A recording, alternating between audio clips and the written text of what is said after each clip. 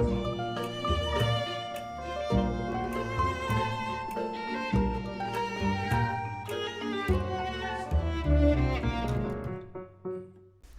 you're watching Dog-Eared Musings, and today I'm talking about my reading experience reading the book The Lonely City by Olivia Laing. Now, I had first heard of this book from Chiron, who had done a review video of Boy Genius's books that they recommended, as well as Katie from Katie's Shelf Life, who waxed poetic about Laing's other book, Funny Faces, which is an art analysis. And I was immediately influenced into purchasing this book because I wanted to see how Laing talked about loneliness. So before I started this book, I originally thought that The Lonely City was Laing's kind of self-help look at how to combat loneliness. Now, this was reader error. This book is a little less self-help and more a cultural critique into the lens of loneliness and how a handful of specific artists used loneliness in their work and in their artistic practice. Laing looked at artists like Hopper and Andy Warhol. Laing doesn't only talk about how these artists used loneliness as components in their work, but talks about how loneliness is a necessary element in experiencing life. And Laing also talks about the politics of loneliness and its implications on the demographics within these artists, specifically within the gay and queer community when thinking about gentrification during the 70s and 60s, as well as the AIDS epidemic. Even though this book was not a self-help book, I wanted to really see how Laing's words resonated with me if I were going to do art myself, if those words actually resonated with an artistic practice. Personally, I also wanted to do it as sort of an experiment because as a 28-year-old, I still have stigmatized feelings towards that feeling of loneliness. There's kind of an embarrassing sense of admitting that you are lonely. And there is a stigmatization towards doing activities alone. I wanted to kind of think about this experiment in 3 parts. I wanted to join an art class, specifically this one art workshop that I had been intimidated to not going for a couple of months. I wanted to see how it was. I also wanted to pick up a new art form and try it out by myself.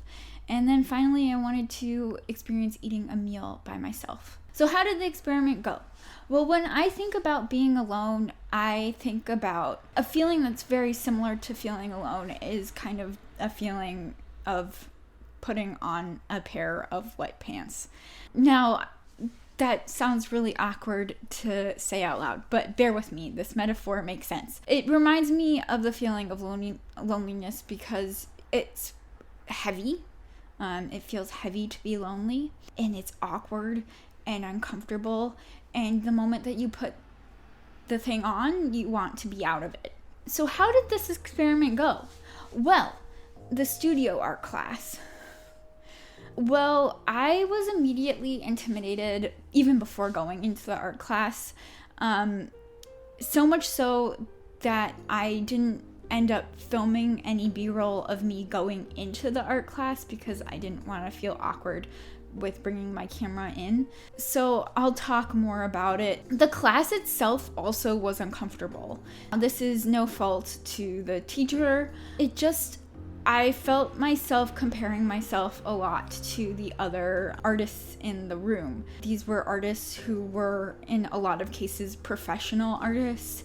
They had gouache, they had watercolor paints, and these were all people with just amazing skill level that were creating these amazing renderings of a live model who was sitting in front of us for 4 hours. So it was a long time. And I just felt really intimidated, and I think I was just at a very different skill level from the other people in the room. And I kind of just wanted to do my own thing, but it didn't help that I was getting unsolicited advice from other classmates who weren't the teacher, specifically 2 males who were talking to me about my technique, and which kind of, I just wanted to do my own thing, and I think I would have had a better experience if I had been able to. But I think that I definitely want to go back again after maybe having more practice on doing the art form by myself. The second thing that I decided to do was pick up a new art form. Now, Laing talks a lot about the art form of collaging. Specifically, when talking in the middle of the book, she talks about how certain artists use collaging as a form of deconstruction.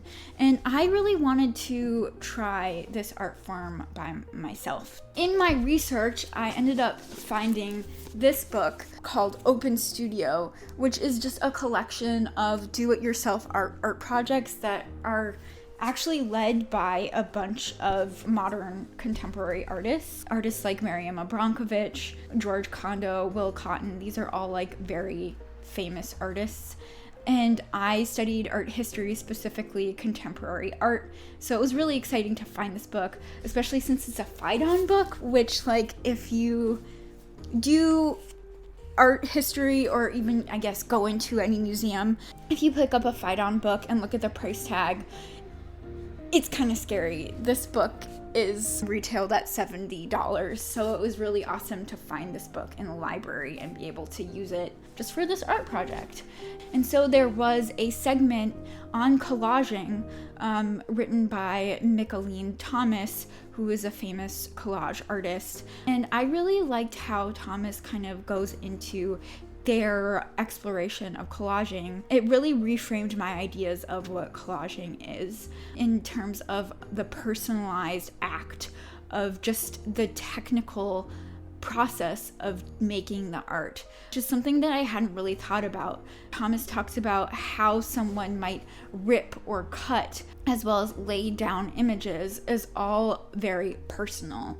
And so it was really exciting and meditative to be able to do the practice by myself. It also was really fun to be able to do it in my own time frame, at my own pace. And it was really cool to be able to pair my own experience of doing this work with Laing's text, specifically how they talk about Hopper and Warhol and how they really found joy in making their art in solitariness. So the third step, I ended up kind of cheating, and I went to my neighborhood cafe and I ordered a coffee and ate a cookie, and I wrote this whole script. So the reason why I say it's a little bit cheating is, like, I had all of my books, I had my iPad, I had a clear way of distracting myself and making it seem like I was there for a purpose. I think that a more vulnerable way of being in solitude would be going to a restaurant, specifically dinner, and eating a meal by myself with no book, no headphones. But I mean, I think baby steps. This was a good first step attempt, and it was really nice. I got a lot of work done.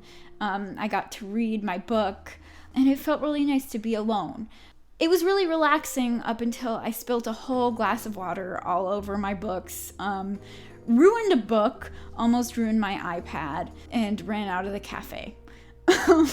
So, yeah, baby steps.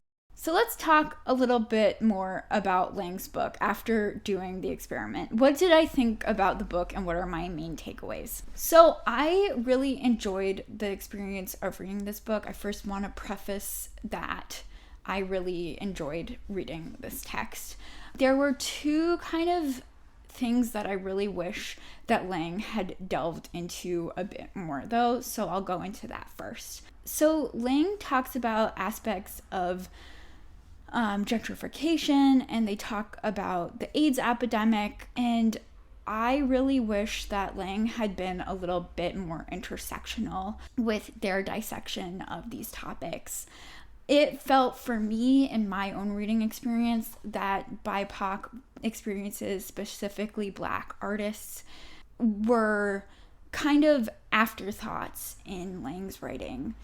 And I hope that doesn't come off as too harsh, but I'm specifically thinking about Laing's chapter called Strange Fruit. Now, this was a song that's written by Billie Holiday, and Billie Holiday shows up for maybe like a small, tiny little paragraph in Laing's essay. And I kind of think that what I would have gained more from my reading experience was if Laing had like delved even deeper into the intersections of race, specifically how race has even more implications on loneliness and solitude.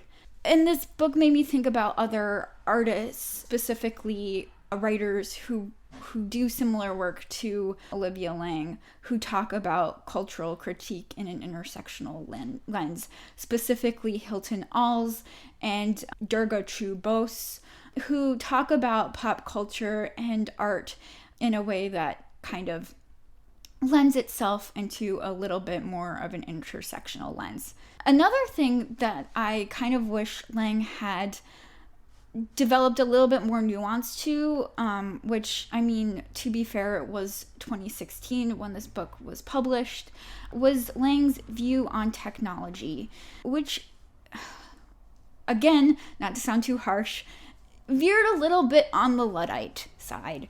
I think that now when I hear adults, which I cringe at saying adults because I am an adult, but when I hear grown-ups talk about technology purely as bad or purely as good, I kind of feel my hackles rise a little bit, because I think that there are obviously really great things about technology. AI, please don't come and get me.